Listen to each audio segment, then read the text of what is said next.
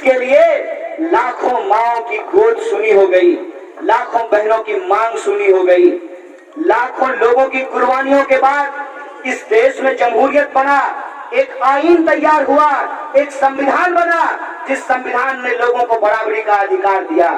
और उसी बराबरी के अधिकार का ताकत है कि 5 साल में ही सही आपकी झोपड़ी के ऊपर भी हेलीकॉप्टर उड़ते हुए नजर आता है।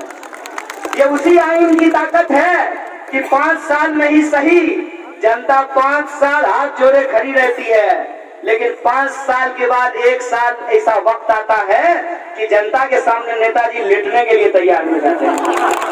ये जो ताकत है, इस ताकत को हमको समझना पड़ेगा। हमको ये समझना पड़ेगा कि हमारे सामने 2 तरह की चुनौती है। पहली चुनौती ये है कि अगर हमको वोट देने का अधिकार मिला है तो ये वोट का इस्तेमाल हम अपने जीवन को बेहतर बनाने के लिए करेंगे। और दूसरी चुनौती ये है कि ये जो हमको वोट देने का अधिकार मिला है, इस वोट देने के अधिकार की भी रक्षा करेंगे। आप मुझे बताइए कि इतना घमंड, इतना अहंकार, इतना गुरूर सत्ता में बैठे हुए लोगों को कहां से आता है? कैसे उनको इतना घमंड हो जाता है कि चाहे जितना जोर लगा लो, चाहे जितना जन आंदोलन करना है कर लो, चाहे जितना संघर्ष करना है कर लो, चुनाव तो हम ही जीतेंगे। ऐसा घमंड उनको कहां से आता है?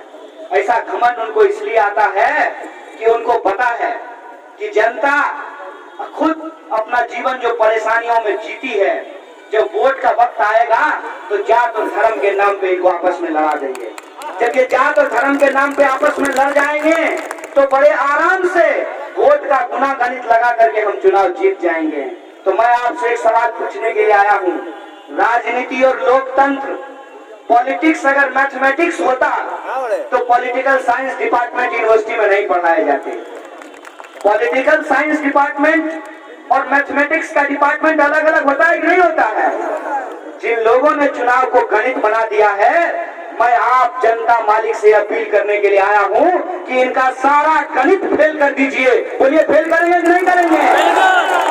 अगर वो अपने परिवार के बारे में सोच रहे हैं, अगर वो अपने कैरियर के बारे में सोच रहे हैं, अगर वो अपने जीवन को बेहतर बनाने के बारे में सोच रहे हैं, तो क्या आपको हक नहीं है कि आप अपने जीवन की बेहतरी के बारे में सोचें? आप अपने बच्चों के बारे में सोचें, आप अपनी आने वाली पीढ़ी के बारे में सोचें, आप अपने सड़क के बारे में सोचें, आप अपने अस्पताल के बारे में सोचें, आप अपने स्कूल के बारे में सोचें, आप अपनी नौकरी के बारे में सोचें, आप अपने जीवन की बेहतरी के बारे में सोचें। ये हक आपको है कि नहीं है? अगर है तो एक बात का ध्यान रखना पड़ेगा। सुने, आजकल 243 विधानसभा में ना खूब मुर्गा भात चल रहा है, दाना दाना। कोई बात नहीं है, कोई खिला रहा है तो खा लीजिए, क्या दिक्कत है? मुर्गा भात अगर कोई खिला रहा है तो खा लीजिए। वैसे भी वो अपने मौसा के घर से तो आपको खिला नहीं रहा है, आप ही का पैसा है। आप ही की एक योजनाओं में जो चोरी होती है, उसी से जो माल छापता है, उसी से आपको 5 दिन मुर्गा भात खिला देता है, खा लीजिए। लेकिन एक बात याद रखिएगा कि मुर्गा भात जो खिलाता है ना, वो अभी आपके सामने मुर्गा बना हुआ है। जो ही ये 5 दिन बीत जाएगा तो आपको 5 साल के लिए मुर्गा बना देगा।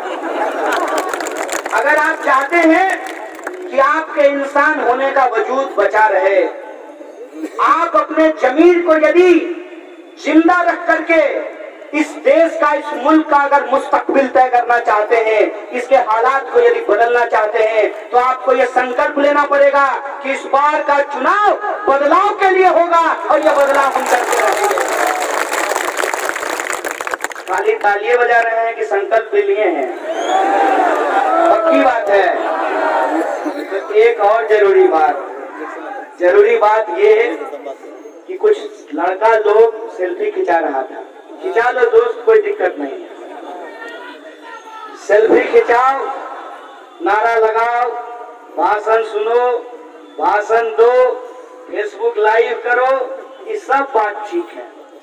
लेकिन 7 तारीख को बूथ पे अगर आप मुस्तैद नहीं रहे, एक वोटर को अगर घर से निकाल करके उनको बूथ तक नहीं पहुंचाए, उनका वोट नहीं करवाए, ईवीएम का सही तरीके से जांच नहीं किए और ईवीएम में जब वोट हो गया तो ईवीएम की सुरक्षा नहीं किए तो ये बदलाव का संकल्प अधूरा रह जाएगा। यह बात हमको दिमाग में डालनी पड़ेगी कि खाली हो करने से चुनाव नहीं हो सकता है। फेसबुक पे फोटो डाल दिए, 50-60 को लाइक आ गया, 2-4 को इनबॉक्स में जाए लाइक यू आ गया, उससे चुनाव नहीं जीता जाता है। चुनाव एक महासमर है, एक गंभीर लड़ाई है और आपकी लड़ाई ऐसी ताकत से है जो धूर्त है, जो साम दाम दंड भेद हर चीज का इस्तेमाल करेगा। आपको ये समझना होगा कि जो कुल्हाड़ी पेड़ को काटती है उस कुल्हाड़ी के पीछे भी लकड़ी ही लगा होता है।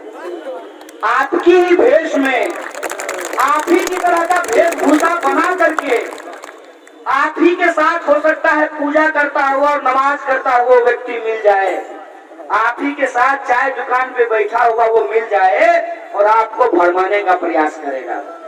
इसीलिए एक बात हम लोगों को ध्यान में रखना होगा कि परीक्षा पास करने के लिए अगर 35 नंबर का जरूरत है, 35 नंबर भी लाइएगा तब भी फेल हो जाइएगा, 34.5 नंबर लाइएगा तब भी फेल हो जाइएगा। मार्जिन इतना ज्यादा हो कि दाया बाया करने का भी कोई जगह नहीं बचना चाहिए। ये बात आप अपने दिमाग में डाल दीजिए। और मैं खास करके अपने नौजवान साथियों से आग्रह करता हूं कि चुपचाप कमल छाप हो रहा है, ये बात आप जान लीजिए। ये चुपचाप कमल छाप का इस बार हम लोगों को ढोलक फोड़ देना है। इतना जोर से इनकलाब के नारे को बुलंद करना है, सारे नौजवानों को मुस्तैद होकर के अपने घर वालों को कोरोना प्रोटोकॉल का पालन करते हुए एक एक वोट गिरवाना है, एक एक वोट पर अपने ध्यान को केंद्रित करना है। कोई वोटर नहीं छूटना चाहिए और मतदान का प्रतिशत इतना पहुंचा देना है कि बेईमानी का कोई जगह नहीं बचना चाहिए। बोलिए, इसके लिए तैयार हैं? पूरी तरह से तैयार हैं? अगर आप सब लोग तैयार हैं तो मैं भी आपको एक भरोसा दिलाना चाहता हूं। आपके बीच में एक नेता के तौर पर मैं यहाँ नहीं खड़ा हूँ। हमारे यूनिवर्सिटी के पढ़ने वाले कई दोस्त मंच में बैठे हुए हैं। जब भाषण खत्म हो जाएगा तो इत्मीनान से उनसे पूछ लीजिएगा। एक बात हम लोगों को सिखाई गई है, देखिए, गरीब घर में पैदा जरूर हुए हैं लेकिन हमारा ईमान बिकाऊ नहीं है। एक बात आप पूछ लीजिएगा कि किसी को गुमान होगा पहाड़ होने का, किसी को गुमान होगा बड़ा होने का, लेकिन ये धरती दशरथ मांझी की धरती है। हम भी पहाड़ को काट करके रास्ता बनाना चाहते हैं। पूछ लीजिएगा कि किसी भी ताकत के सामने हम लोग झुकने वाले लोग नहीं हैं। यहाँ खड़ा होकर के आपके सामने कोई जुमला नहीं फेंक रहे हैं। अगर हमारी सरकार बनती है, जो वादा हमने किया है उस वादे को पूरा करने के लिए अगर तौकीर भाई से भी लड़ने का जरूरत पड़ेगा तो एकदम सामने से खड़ा होकर ये मंच पे खड़ा होकर के बोल रहे हैं। और आप लोग इस बात को रिकॉर्ड करके रखिएगा। हम अगर अपना भरोसा किसी इंसान के साथ जता रहे हैं तो इस उम्मीद के साथ जता रहे हैं कि बदलाव की इस लड़ाई में, बदलाव की इस मुहिम में एक मजबूत सिपाही की तरह तौकीर भाई प्राणपुर के प्राण की रक्षा करेंगे, इनके आत्मसम्मान की रक्षा करेंगे।